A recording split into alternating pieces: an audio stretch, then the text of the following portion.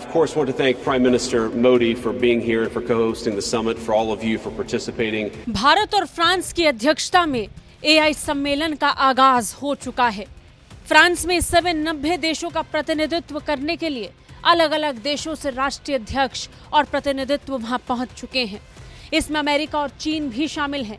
Canada के प्रधानमंत्री भी यहां पहुंचे हैं। लेकिन इस पूरे सम्मेलन की सबसे बड़ी हाईलाइट प्रधानमंत्री नरेंद्र मोदी ही थे। फ्रांस की धरती और प्रधानमंत्री नरेंद्र मोदी की मेजबानी में इस सम्मेलन का आगाज तस्वीर और भारत की ताकत देखने और महसूस करने वाली थी। इस ताकत को अमेरिकी उपराष्ट्रपति ने भी महसूस किया।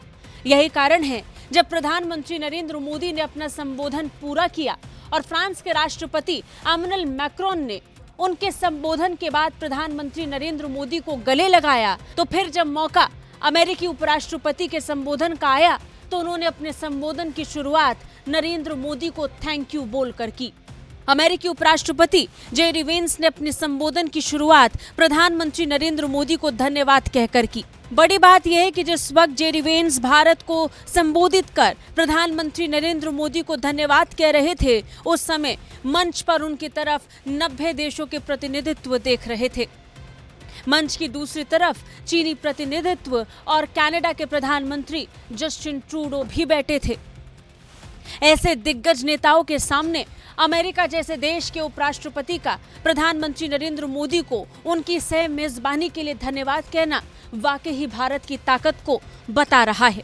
I of course want to thank Prime Minister Modi for being here and for co-hosting the summit, for all of you for participating. JD Vance ने अपने बयान में कहा कि मैं प्रधानमंत्री मोदी को यहां आने और आप सभी की सह मेजबानी में भाग लेने के लिए धन्यवाद देना चाहता हूं।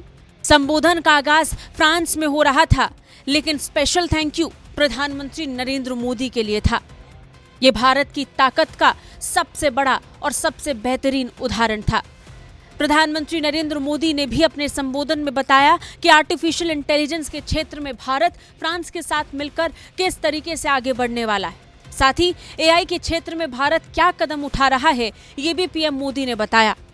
वहीं अमेरिकी उपराष्ट्रपति की तरफ से कहा गया कि एआई सुरक्षा के बारे में हम अब तक बात करते आए हैं, लेकिन इस बार आर्टिफिशियल इंटेलिजेंस के अवसर के बारे में बात करनी चाहिए। उन्होंने आर्टिफिशियल इंटेलिजेंस को तकनीक में सबसे बड़ी सफलता के तौर पर देखा है। बता दें, आर्टिफिशियल इंटेलिजेंस के क्षेत्र में भारत और फ्रांस मिलकर काम करने वाले हैं।